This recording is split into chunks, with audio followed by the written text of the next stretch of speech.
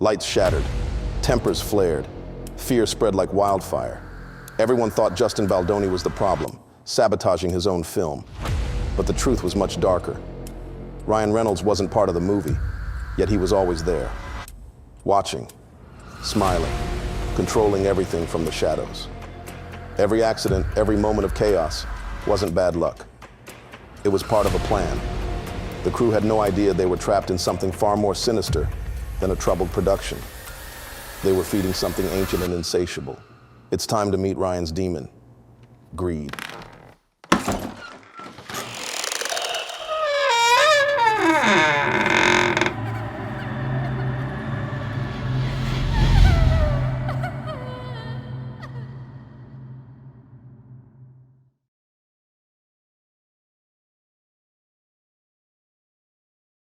Being a production assistant on a big-budget film sounds glamorous until you live it.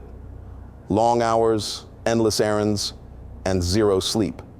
You become a blur in the background, the person no one notices unless something goes wrong.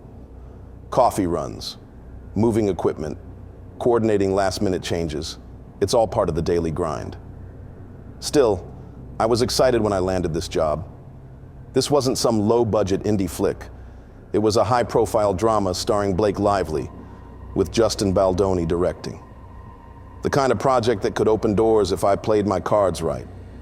It had all the makings of a hit, A-list actors, a respected director, and a massive budget. Yet from the very first day, something about it felt wrong. Blake wasn't like other actors I'd worked with. Most actors show up, hit their marks, and leave the creative decisions to the director. But Blake was different. She had control over almost every aspect of the production. She wasn't just delivering lines, she was rewriting them. And not just the dialogue. Entire scenes were being restructured at her command. Costume designs were altered without warning.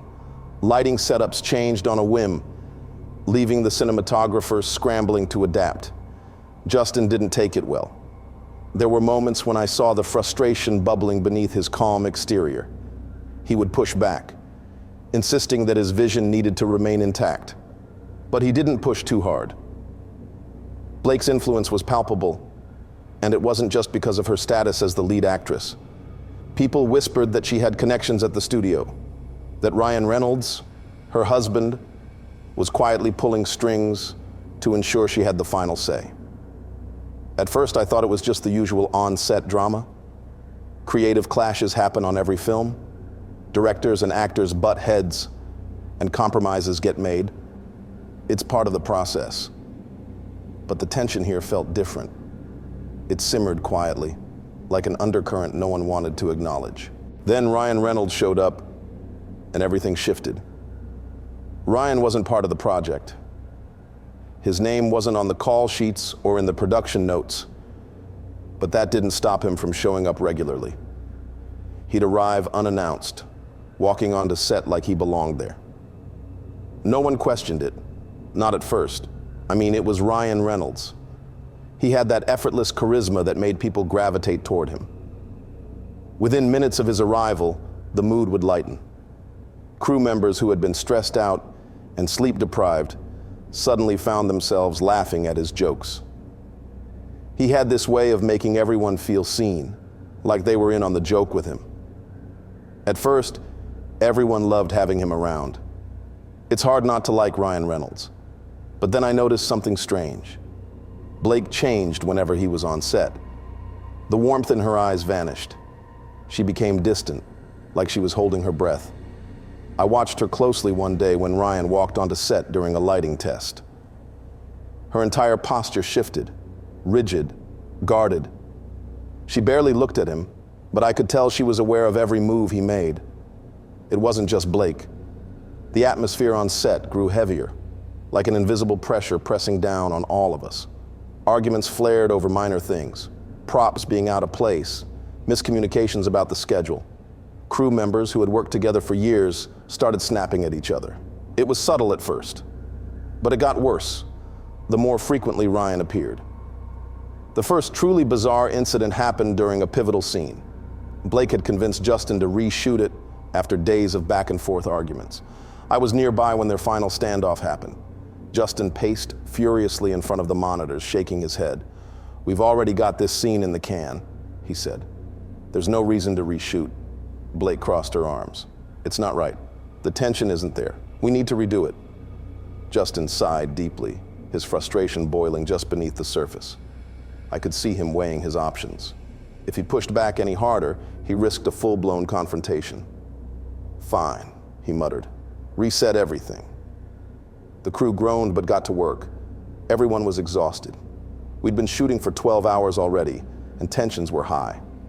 As soon as the cameras rolled, disaster struck. An overhead spotlight exploded with a deafening crack, sending shards of glass raining down onto the set. People screamed and scattered. By some miracle, no one was hurt, but the sound was enough to leave everyone shaken. The production came to a standstill. The lighting crew rushed in to assess the damage while the rest of us stood around in stunned silence. Justin muttered something under his breath, pacing back and forth. Blake, on the other hand, remained completely still. She didn't flinch when the light shattered. She didn't check on anyone or bark orders. She just stood there, her eyes fixed on the wreckage with an eerie calm. Ryan appeared minutes later, strolling in like he hadn't missed a thing. He took one look at the shattered glass and grinned. "Looks like the set's trying to kill you guys," he said, laughing. A few people chuckled nervously, but the tension didn't lift. Blake didn't move. She stood in the corner, her jaw clenched, her eyes distant.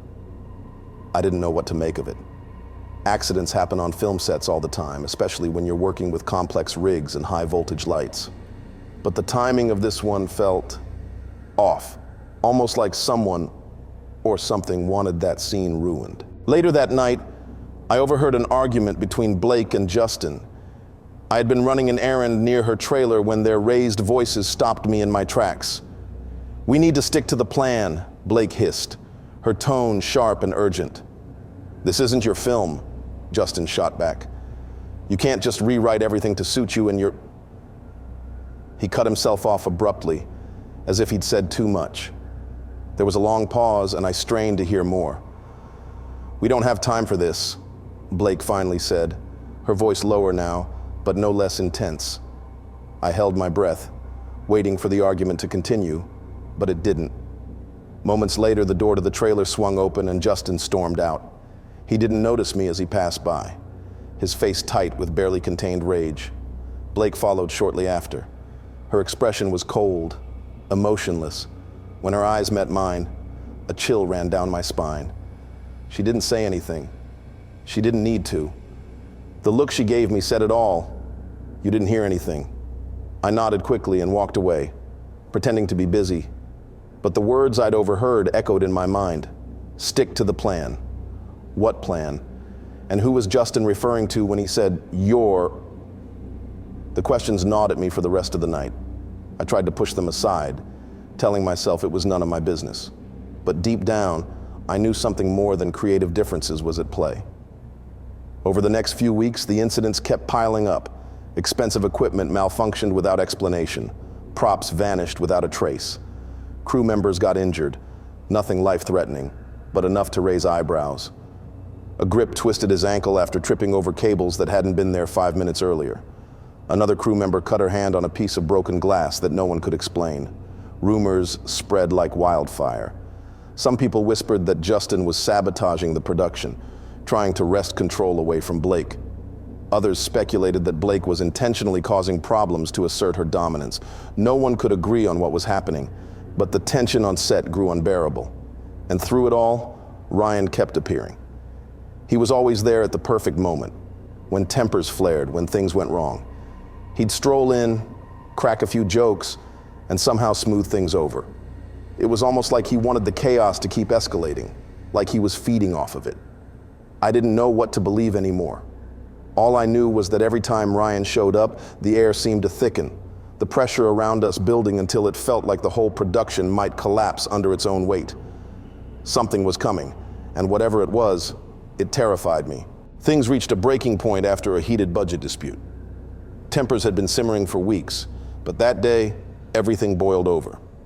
The producers had been growing increasingly frustrated with the constant delays and mounting costs.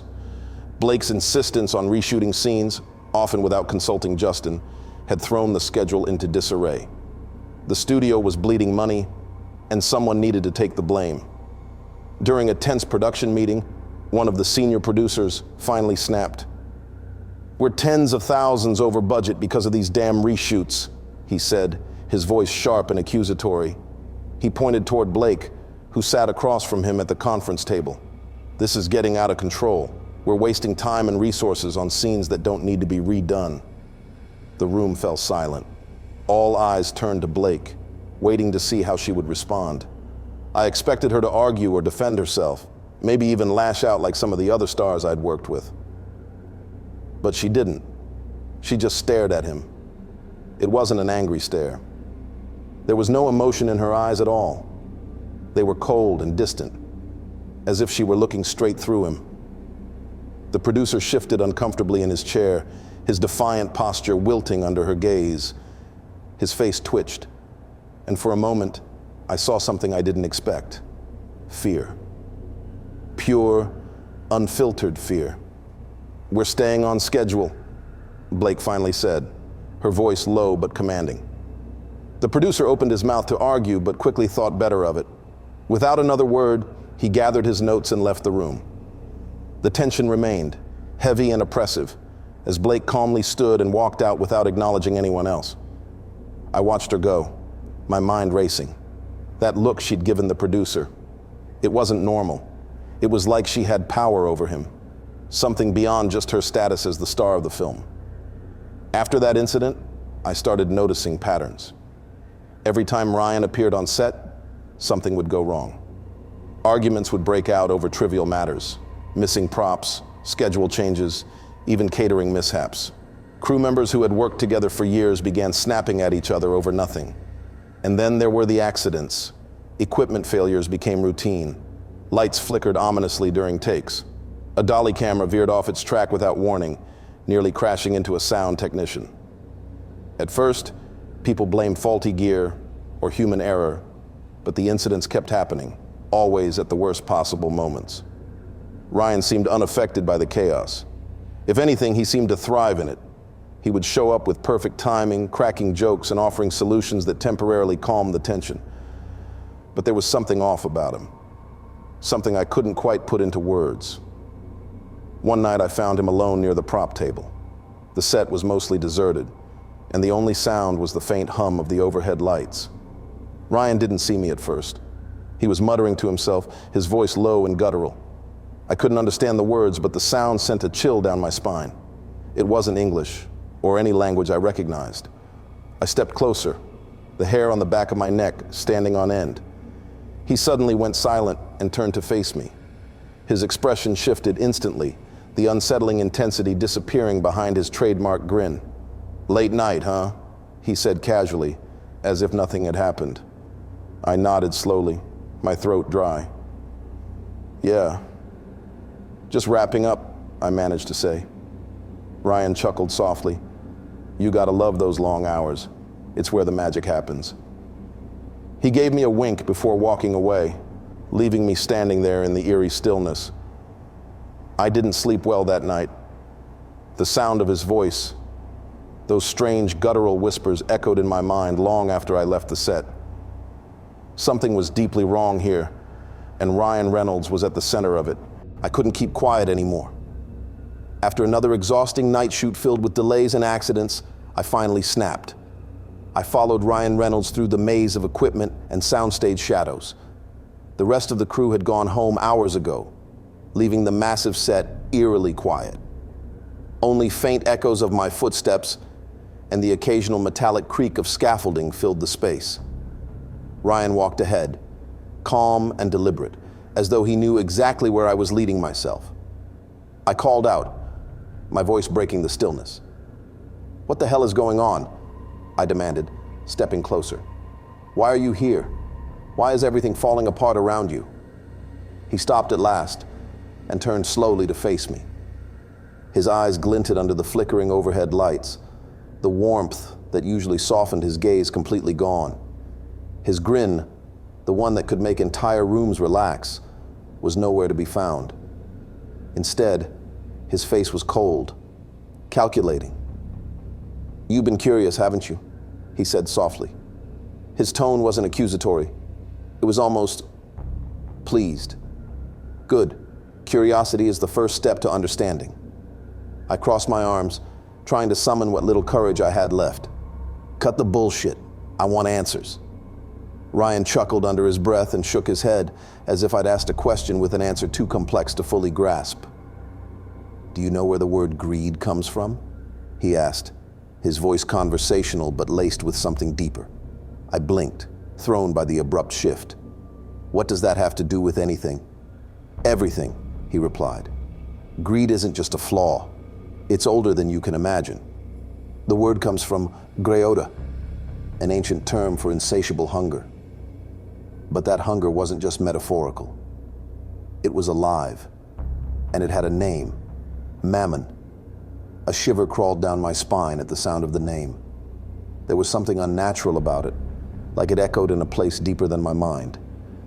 "Mammon?" I repeated, the word foreign and heavy on my tongue. Ryan nodded, stepping closer. His presence seemed to grow larger, more oppressive, though the distance between us remained the same. "Yes, the spirit of endless craving," he said. "In medieval times, they called him one of the 7 princes of hell. He's not just some myth in dusty old books. He's everywhere, woven into the fabric of modern life. Corporations, social media influencers, entire industries thrive on his power. People crave fame, wealth, validation, and now, through this movie, that power will spread even further." My head spun as I backed away a few steps. "You're insane," I muttered, shaking my head. Ryan's grin returned, but it wasn't playful. It was predatory. He advanced another step, his voice dropping into a low, hypnotic hum. "Am I? You've seen it yourself. The chaos, the greed, the fear, it's all part of the process, and I'm not just serving Mammon." He paused, locking eyes with me. "I am Mammon." I stumbled backward, almost tripping over a loose cable. "No, you're Ryan Reynolds. This is some sick joke," I stammered, my voice barely above a whisper. Ryan shook his head slowly, the grin stretching wider across his face. "Ryan Reynolds? He's just a face. A mask I wear. You have no idea how many masks I've worn over the centuries. People love me without even knowing why. They worship what I offer, the dream of more. And that dream? It's endless. They'll never stop chasing it." I tried to make sense of what he was saying, but the pieces of the puzzle were falling into place in a way that made me sick.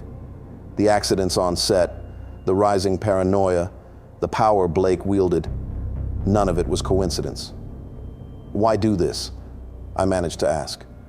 "Why manipulate people like this?" His eyes darkened, his grin hardening into something colder. "Because I'm greedy," he said simply. "It's my nature. There is no enough for me. There never will be. I exist to consume, to spread desire. Every ticket sold, every fan who obsesses over this film, it all feeds me." My breath came in short, ragged gasps. This was a ritual. The entire production was an offering, a carefully constructed trap. "This movie, it's a trap," I whispered, the horror of it dawning on me fully. Ryan tilted his head slightly, regarding me with a mixture of amusement and condescension. "A gift," he corrected. "Millions will watch it. They'll obsess over it, buy into the brand, the merchandise, the lifestyle, and through that obsession, they'll fuel me. And you," he chuckled softly, "you helped make it happen." A cold dread settled deep in my chest. Before I could speak, another figure stepped into the dim light. Blake Lively.